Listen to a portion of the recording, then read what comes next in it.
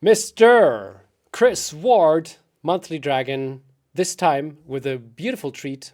I see top players, like world class players. World Cup. Me? Are you talking about me? I'm talking about world class entertaining chess coaches, that's you, but also world class players who are playing the dragon.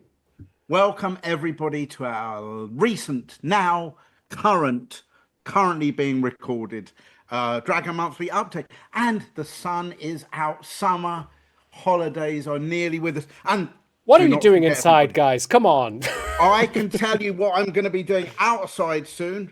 Can you see that? That's a chess fest, friends, family, and it says Right, that is Chess Fest. I would have been wearing this t-shirt today, but yellow isn't really my colour. But the fact of life is that Chess Fest, Trafalgar Square, is going to be taken over by a festival of chess on July the 13th, London, England. So if anyone's around, I would highly recommend a wonderful day meeting grandmasters, simultaneous displays, all sorts of things going on. Challenge the GMs at 5-minute games, watching the live action actors and actresses performing, reenacting famous games of chess. 13th of July, everyone, if you're around, I'll be there. Lots of English GMs will be there too. Yeah, so that's it. But outside of that, we are back. And today, we're going to chill out today. There's not going to be any banging of the tables here on. We're just going to, we are just going to be calmly going over one game of chess. And indeed, I don't normally, I prefer to look at slow games where I know all the players have had lots of time, both the players have lots of time to consider their moves. But we've got a blitz game here, but I could not possibly ignore this game because it is between a highly rated German player who you can pronounce perfectly, no doubt on it. That's why you are here. well, Playing with the white unfortunately, pieces. to be absolutely truthful, this is a very Danish name, and he has Danish origins. Ah, Frederik Svane, I guess. Frederik Svane. I love it with you. I really are getting an education here on these. You're And, very and of welcome. course, with the black pieces, we have the one and only Hikaru Nakamura! Nakamura. Actually, So, Japanese origins. I'm not sure if yes, of you. course. Actually, we're not doing very well, are we? Let's face it. Okay, now here's what's going to happen. We're just going to go over one game today, but we'll branch off on a couple of occasions. And Anna, you, by the way, are a prophet. I'm going to explain all because I'm sure you remember briefly or vaguely what we discussed in the last month's update. But first of all, let's just check out this game. Now, rewinding a little bit from this particular game, and a lot of players commented on, every now and again we see some comments on the YouTube videos which we give, and someone said, oh, it's very interesting that Chris Ward, when he played his game, played this little funny move order with g6. Now, I'm not going to revisit the whole theme of that, but basically, there's the downside of g6 is it's kind of a hyper-accelerated move order where white has various different options, taking on d4 with the queen, playing pawn to c4 to get a Maroczy bind, or even c3, but it certainly avoids the bishop b5 check Sicilian, which is one huge... Anyway, Anna, had a game the other week in the London League. I don't play that much chess, but I do play the odd London League game. And there I was, turned up for my game. I don't know who I'm going to play in these games. I just turned up. I thought my team is pretty good. We're kind of like the big boys of the little big girls of the league. We are kind of top dogs, if you like, and often I'm playing someone significantly lower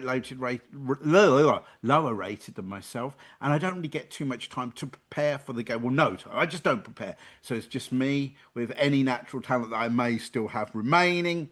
So I sat down. My opponent played like this. I was black. I thought, yippee, I'm going to play a dragon. But of course, it was never to be because straight away my opponent played bishop b5. And I thought, oh man, that's why I normally go g6, of course, to stop this funny stuff from happening. And you might say, well, yeah, Chris, that's all very good, but where's this profit coming? Well, you might remember the last time we discussed this briefly, this is incredible.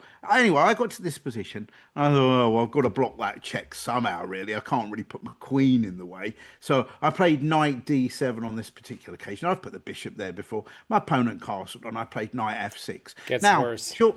Surely here, I would have been expecting rook e1, and if I'd gone a6, the bishop would go back to f1. Anyway, we're not really here to discuss anti-Sicilians. But my opponent, shock horror, played that move there. Are you kidding me? And you, last time around we get, you said, by the way, what happens if white plays e5? And I said, Connor, Duh. no, nobody plays e5 Just- there.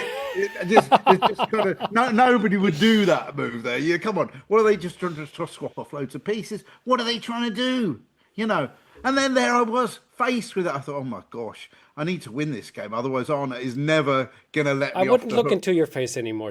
Yes, this is Exactly, I can how see it it. is. So just but yeah, the good news is what happened briefly is exactly as I said, which is all white is doing is swapping off pieces, which of course he's already invested time to develop. Actually, in this position here, I thought, you know what, I'm going to take it with the knight instead, because what I wanted to maintain or keep was the two bishops advantage of the bishop pair. And in actual fact, because of that, I played queen to d4, and the next few moves literally were just here, and essentially I had escaped the opening. Not escaped, I had come through the opening with the two bishops advantage. And I'm not going to go over the rest of the game, but I did go on to win the game, and I hope that has therefore answered the question that you put to me, albeit nothing to do with the Sicilian dragon. But just a reminder, Chris, note to yourself, that's why you often go g6 to avoid the bishop b5 check.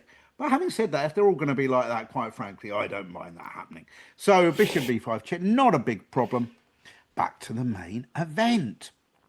So here we have d4. None of that anti-Sicilian stuff here.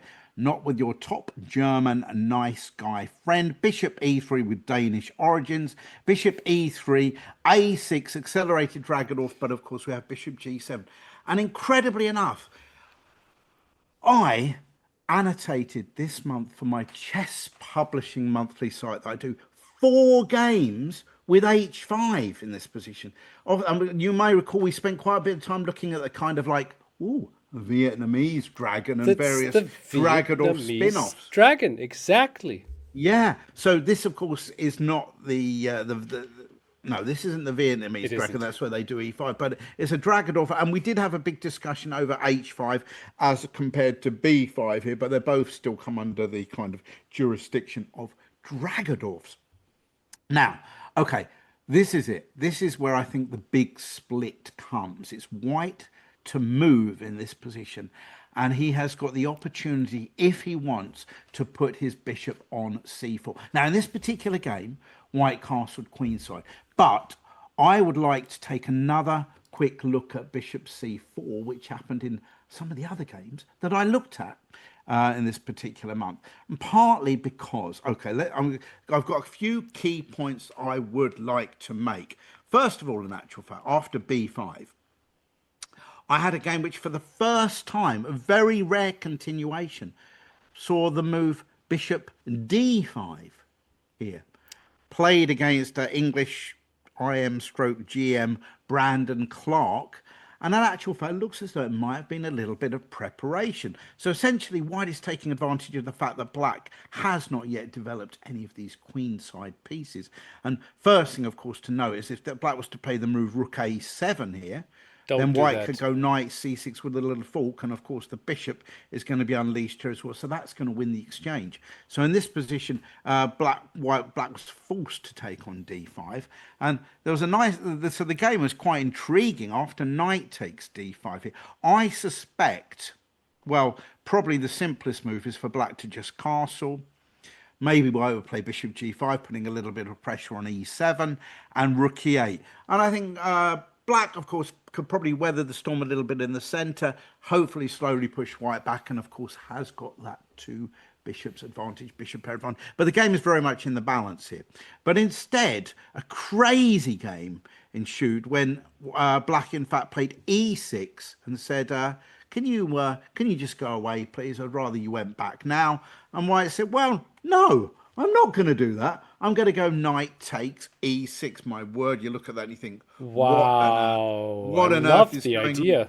Well, I love the idea, but does it really work? Well, bishop takes e6, bishop b6 was the idea, because, of course, the knight now is coming into c7 check. But one thing we all know is that often knights get trapped in the corner here, and probably in this particular position, well, that knight's not really going to escape. But what should really happen probably is white should have castled.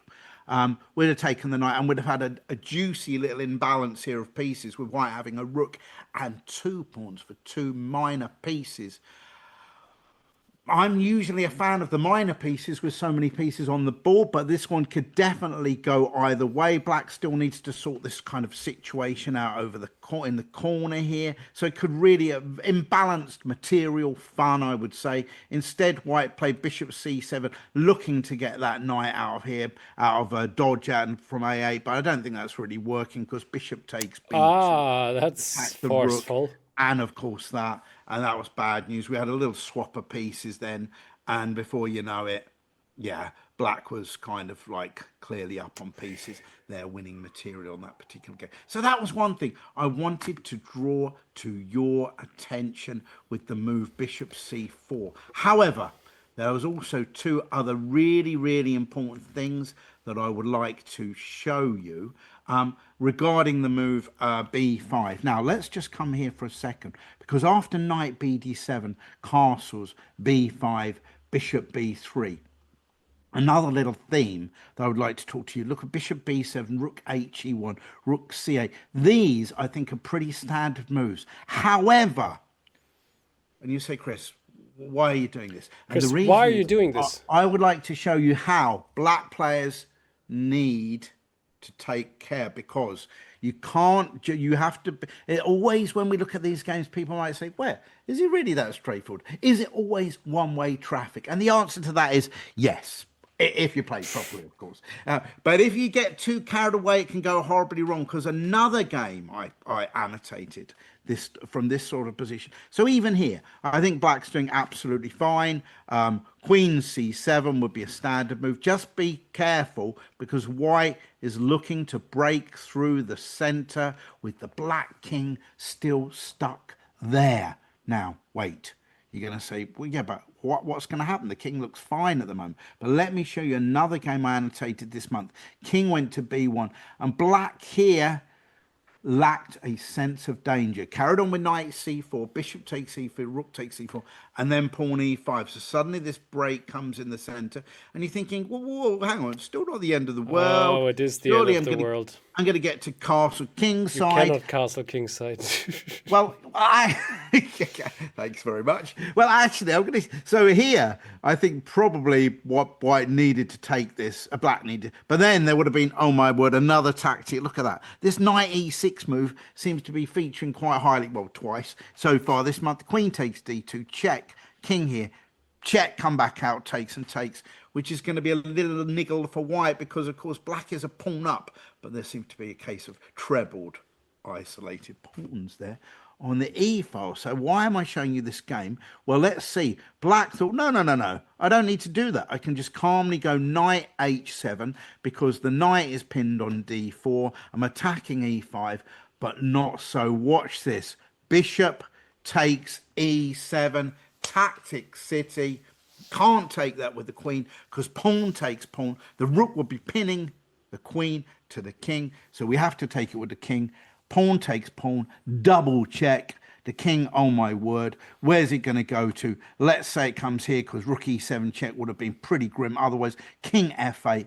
And here, white missed a relatively, is it that simple? Maybe it's simple.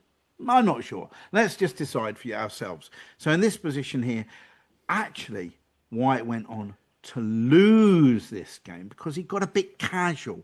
He played the move queen f4, bishop to f6, and somehow black emerged from everything, getting a nice little end game, and was able to swap off pieces and end up a piece to the good. However, can we see how white could have won this game? You have to play d7, obviously. You are absolutely spot on. Now, that's obviously clear, because this pawn is kind of out of bounds, because another knight e6 check would unleash a discovered attack on the queen. But the question is, what after knight f6? Actually, to be fair, it's not easy to spot white's next move, but it seems to be a bit of a bone-crunching move. I'm going to show it to you because we still have we veered away from the I main game, understand. I and understand. it's the move Queen G5. That I wouldn't have found. No, because but what does that do? That pins the knight to the queen, so therefore brings Rook E8 back into play, which of course was covered by Nice. the black knight, which is now pinned, and that would have been a bone crunching move, winning the game for white. So why have I shown everyone saying, well, hang on, I've just tuned in here to see a nice little win for black. You know, you're supposed to be biased, Chris. You've ruined my day already. And I'm just saying, no, no, no.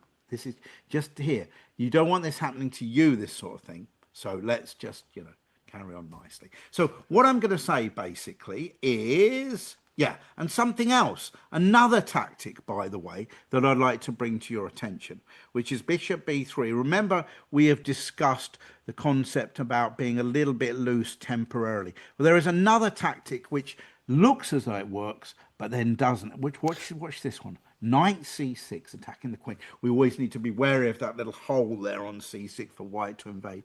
And then knight takes E7. Now, let's stop here for a second and just look and think, what sort of move is that? Does that move really work? Well, the idea is, and we're going to do it, and this is what the users are going to get used to now. By all means, have yourself a little portable set or a normal chess set by you, or you can stop and play the moves on one of the numerous ChessBase versions.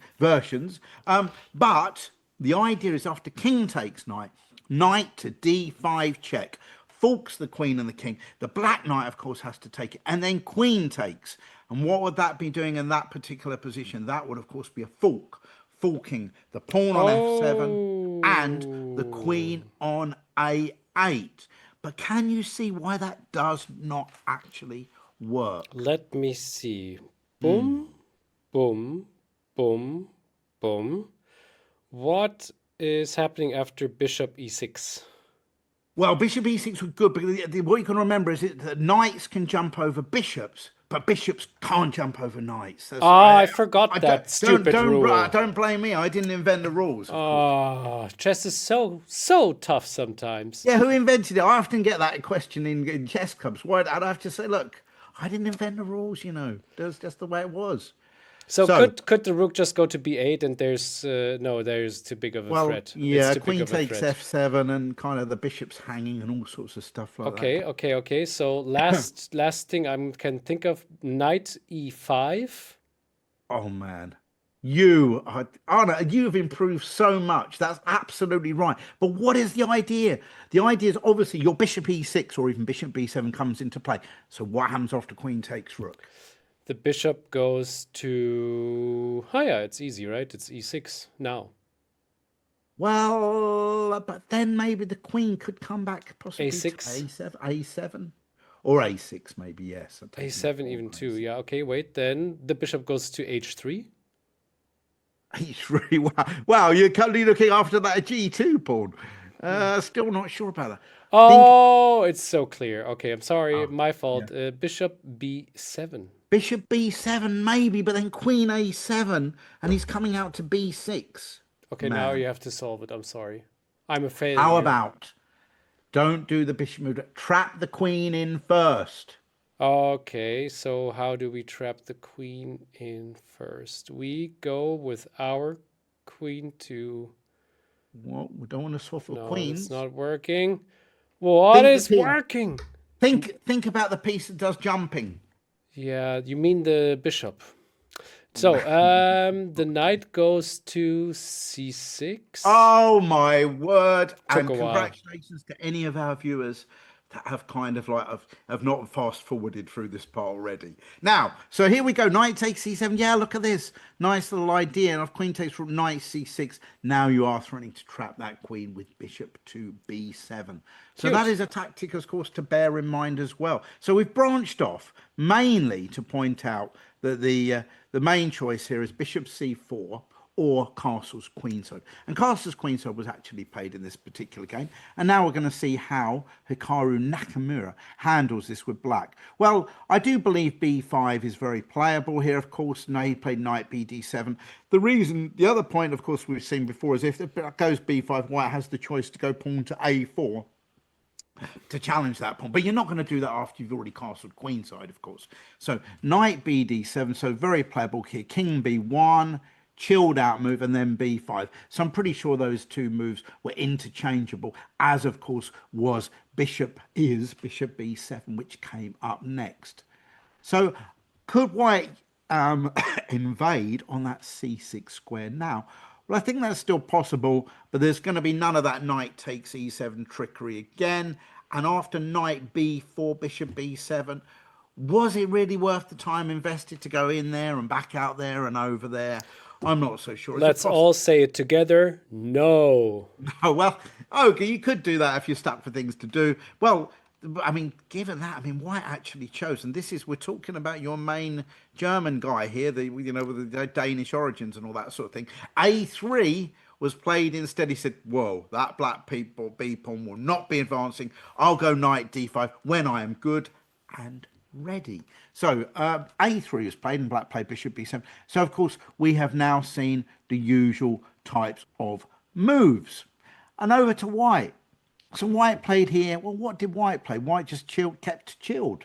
Bishop e2. But this is what, to be honest, this is what makes me think White should probably take the opportunity to go bishop c4 and bishop b3 earlier, because it doesn't look particularly inspirational at the moment. And Black, where's he going to play? Well, rook c8. Why not? Of course, let's just bring that rook to the c file. Of course, we all know what he's definitely doing is delaying castling kingside. That might come at a given time, but only when you think like the coast is clear. There's no white g4, h4, h5 opening up of the king side. Rook c8 was played. I mean, I would have thought equally he could have played queen c7 here, or maybe tried something else different, rook b8 or something. But rook c8 looks fine, and White played rook h e1, of course. So, I mean, what else? We know really White's main plans are either to try to get some sort of f4, e5 blasting through the center, or possibly f4, f5, or maybe to go h3 and g4 to try and break on the king side.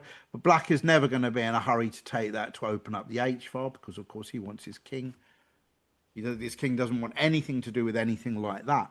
So White played rook he1. We have to remember this was a fairly fast-paced game. But what I like about that sort of thing is pretty much relying on judgment moves, which is great. And both players, of course, are pretty good in that department. Queen c7. So all these moves, the viewers at home could play relatively quickly now if they want to play the h5 Dragadorf.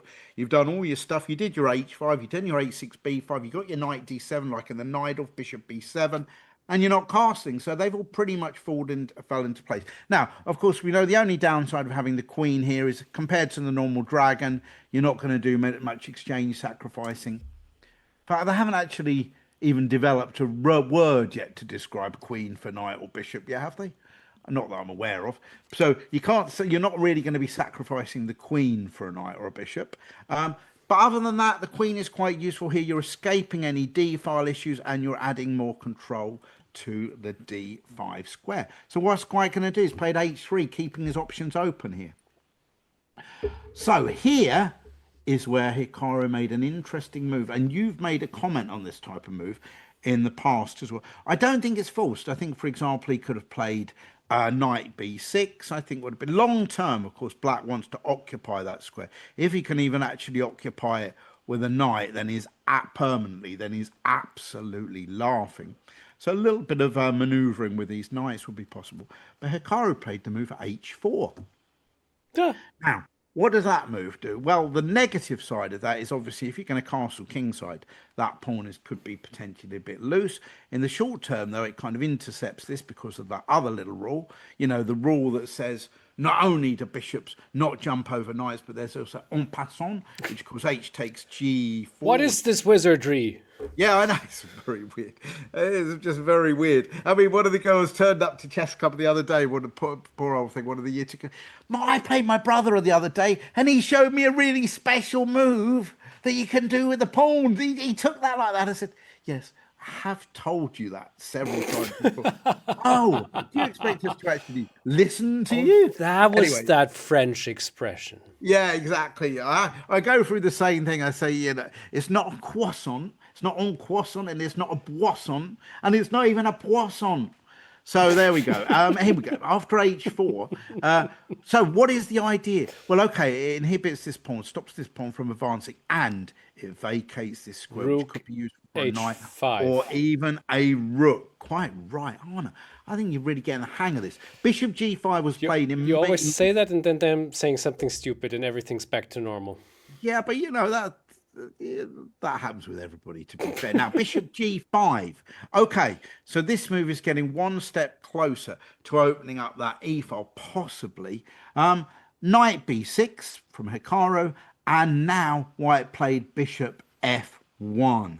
So this is the problem with this bishop. He could have moved it to c4 and then either into d5 or back to b3, but instead he's just been doing bishop e2 to f1, blah, blah, blah, simply to get out of the way of the rook. Although it is vaguely kind of attacking this pawn should some sort of sacrifice become available. I thought about it, to be honest. Yeah, I couldn't help myself. I mean, I wonder if he could have gone for f4 immediately, actually, because is this pawn really on prise? Well, don't forget there's going to be a little bishop takes b5 check at the end, unleashing the rook.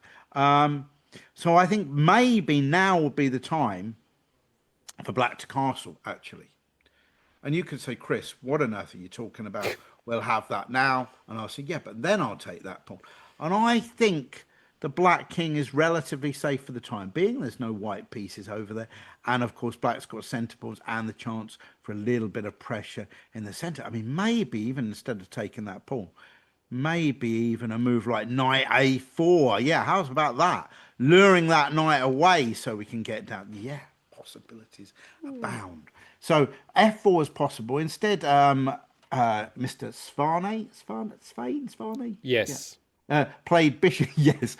I give about 3 different choices. You say yes, spot on. Whatever. Whatever, yeah.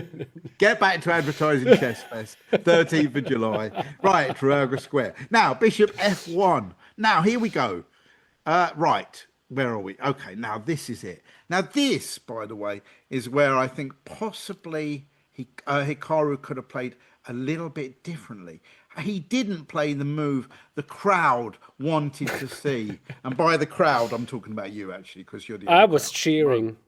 You were cheering. You would have liked to have seen the move rook h5, wouldn't you? Let's face it.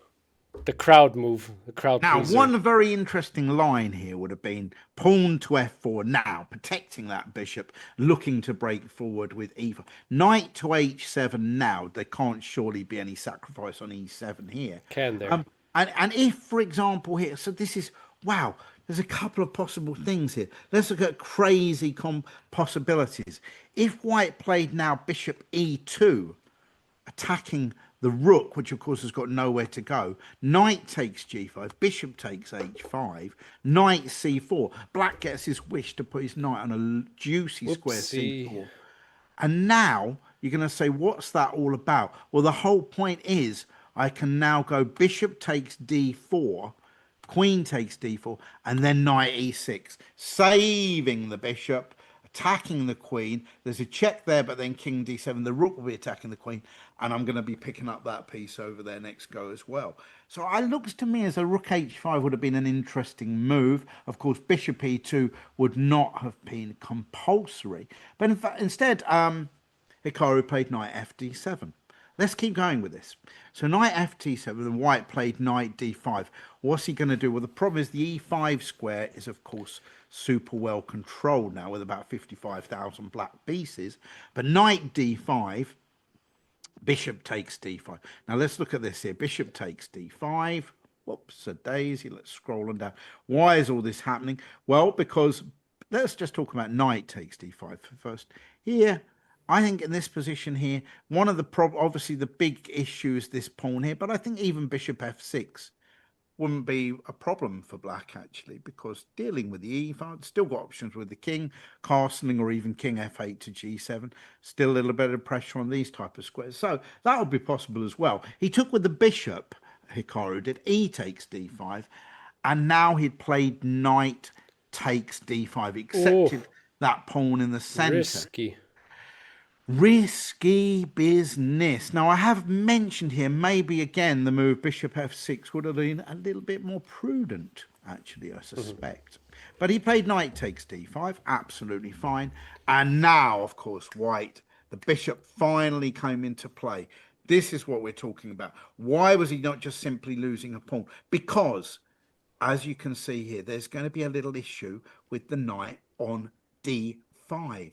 After pawn takes bishop, knight takes pawn, because white's going to attack the queen on c7 and, of course, attack the knight on d5. However, I do actually believe in this position, this is where we saw a couple of mistakes.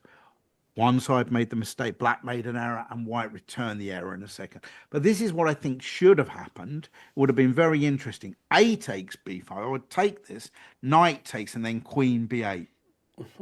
White gets to take here, and now Rook the c5. time is right Oops. for castle.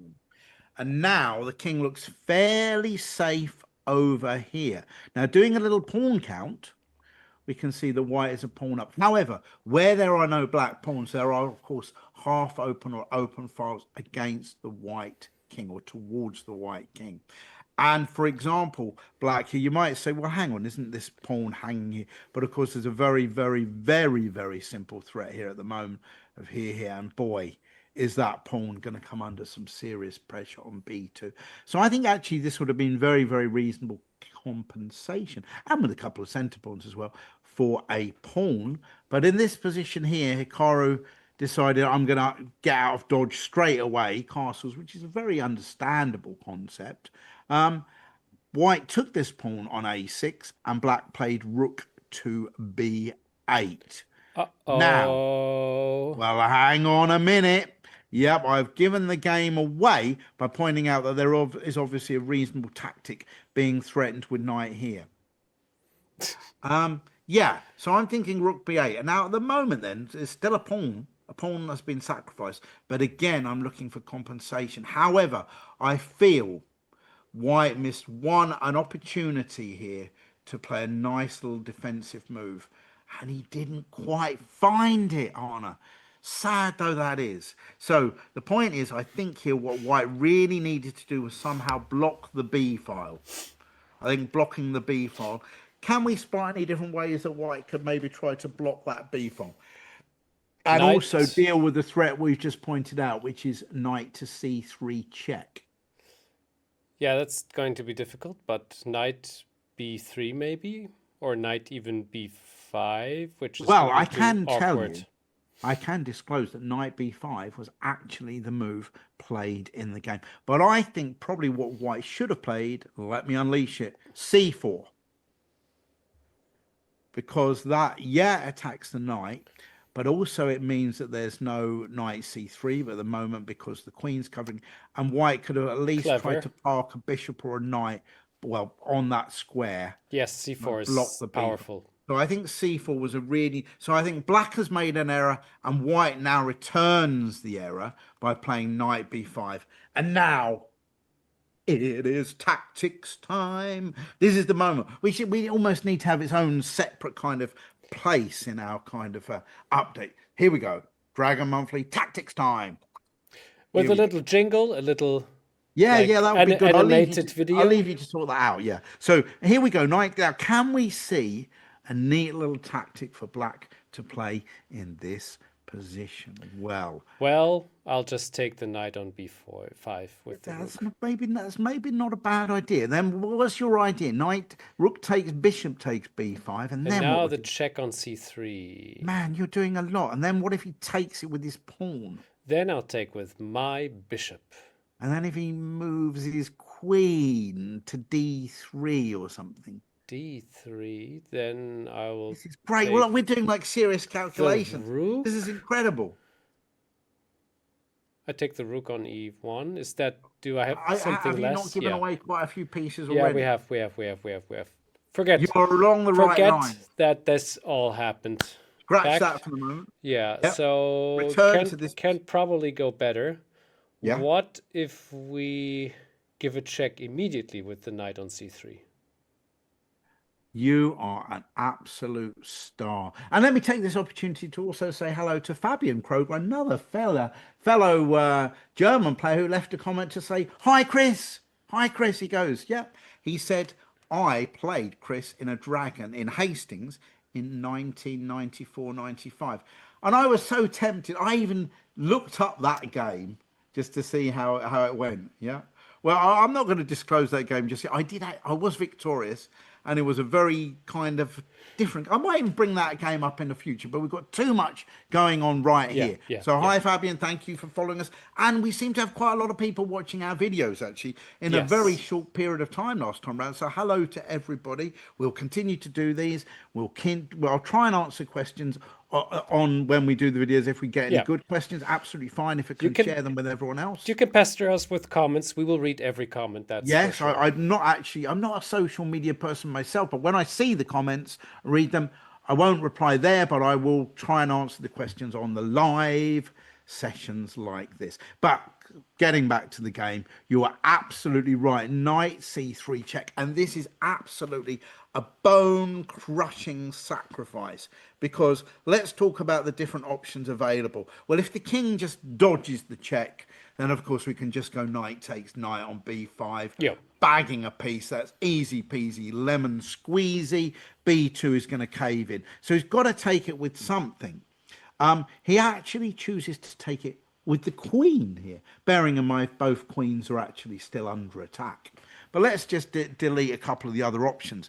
Well, after knight takes c3, bishop takes c3, actually that's pretty much curtains, isn't it, really? The queen's attack through to the rook, but more importantly, this is going to collapse. And there's basically, it's just like a measly little pawn has been sacrificed to get this, and we're going to win that pawn on b2 anyhow. So I think we can all agree that that is, in fact, you know what? Let's just, come on, let's amuse ourselves if we can. Supposing Please. white played queen f2. Since we're not doing this all the time anyway. So here we go. Yeah. Rook takes b2. Yeah, good point. Now let's just see. Yeah, I love this sort of thing. Black to play and win.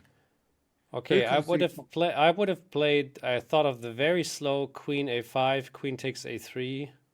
Yeah. But maybe it's too slow. Maybe it's too You slow. know what? Well, I think Ah, that's, it is too slow. So what about rook b1 check? Queen Oh, no, b8 check, checkmate. absolutely spot on. Look at that. And of course, Chris's golden number Ah. one rule, which isn't other than obviously play the dragon, it's really cool, is look out for checks. And that will be looking out for the checks. In fact, there would only be 2 checks in that position. And this one would, as you've just pointed out, win by 4. So it's just a case of finding the right square. We'll be descending on b2 to deliver checkmate next turn. So I think knight takes c3 is Also, pretty much curtains. Yes. Just, you probably saw it at home already. When we Ah. are clicking on the click and show feature, which we have enabled here, rook a2 was another checkmate option, which is undodgeable. Yeah, you know what? In a way, I wish you'd not actually mention that. But I'm going to it will become clear in a second on it. But you know, that's fine. That's fine. I'm also called the There's 2 of climax us running killer. this show over here. There's 2 of us running this show. But yeah, so no, of course, absolutely. Rook a2 with rook a1 checkmate would have been another little idea. I'm not going to put on that board for a reason. So after knight takes c3, let's check. What if he takes it with the pawn? Well, after pawn takes c3, I think your queen a5 move would come into play here. Aha. Now, we are temporarily down on pieces material, but look what we are threatening here. Oh my word. This is threatened. There is this threatened. There is this threatened. And there is this threatened. There's going to be checkmate absolutely for sure in this position as well. So this looks grim in the extreme. So pawn takes c3, not possible. Therefore, in this position. Although I have to, I'm sorry. Yeah, so go for it. I'm sorry. Yeah. I have to Yes. take a quick look at c4. B takes c3, queen a5. And now Yeah. c4. Okay, well, And so after let's that- say c4. So I'm thinking, here's what I'm thinking. Either taking this pawn to deliver, bearing in Oh, mind the knight that's is pinned. taking or on a3 is much more efficient. Yeah. Oh, so I was That's- thinking I could take the bishop as well. But yeah, good. But I'm thinking a3. Yes, it seems to be Yes. the Okay. best way Good. forward. Good. Yeah. Good. Thank you. Thank you. So absolutely spot on. So we're here knight c3. So in actual fact, Frederik chose to take with the queen in this position. The whole point being that obviously now queen takes queen by black would not be as effective because the pawn could take back, and we wouldn't have the queen a5 move No. again because we've already swapped off our queen, of course. so we Now I can't do see that. it. Now I see it. But now Bishop takes c3. You can, all is becoming totally clear to you here. So white to move, of course, is pretty much obliged to take the queen. Otherwise, well, it'd be a queen down. So knight takes queen, but now that rook is descending. Oh yeah, it's descending. Which way are you going to go? You're going to go to c1. You're going to go to a1. Now, had the king gone to a1, oh my word, discovered, check, city, you name it. But in fact, even cooler is to keep the options open. Rook fb8. And man, we are now threatening, for example. How cool is that? Well, we're threatening loads of checkmates, actually. Oh, yeah. The Countless checkmates. Rook take, yeah, countless checkmates, including like rook takes c2 or rook b1, double check, king a2, rook 8, b2, checkmate. And in fact, if white plays oh no, there's nothing. There's nothing. Let's face it, it's curtains. There's no way to get out of that situation. So instead, in this position, after white played rook king c1, and I wonder if anyone could see the winning move here on, or maybe if you've been listening earlier, everybody, and it's not been edited out, you'll already know the answer to that question. Yep, off we go. Rook a2 with an unstoppable checkmate on a1. Thank you very much. Game over. Great stuff. Pretty quick stuff. In fact, obviously, we spent quite a lot longer going over this game than it actually happened in the real game. Who cares, right? You like our show. With that, yes, and I think that was a lovely game. And you know what? Absolutely. Can I tell you something else? Please. If you, I'm sure at ChessBase, you'll have all the statistics available, of course, whichever version you use. But I can tell you that in the h5 Dragadorf, black has actually got a positive result over quite a lot of games. How many black chess openings can say the same thing? I think soon enough, Chris, it's time for a new chess-based training course about the Dragadorf. Yeah, you might be right, actually. Damn. Might be right. Damn. I have to do something on the Dragadorf. Oh, my word. Can see Pascal calling me up already. Yes. Get over here, Chris. You need a little Hamburg. No Hamburg summer holiday. break. Forget the event, the chess event. Forget Chess Fest. 13th of July, Trafalgar Square. Amazing. Don't forget. Yeah, that's it. So I thought that was a great game. Absolutely. We had some very good stuff. So you stick in there, everyone. I don't know when next month will take us. Dragadorfs, Vietnamese dragons, Hungarian dragon, or just good old normal Sicilian dragon Yugoslav attack, which we haven't had for a while, it seems. I will ask Frederik Svane when I'm going to be in the Biel Chess Festival to maybe get a Danish dragon on the board. Danish. Yeah, but he might have to do. Yeah. I'll leave that with you. I'll see how that works out. Yeah. Right. Okay. But other than that, fantastic. Absolutely. Thank you, everybody. Thank you, Chris. It was amazing. Thanks for watching, everybody. See you soon. Bye-bye.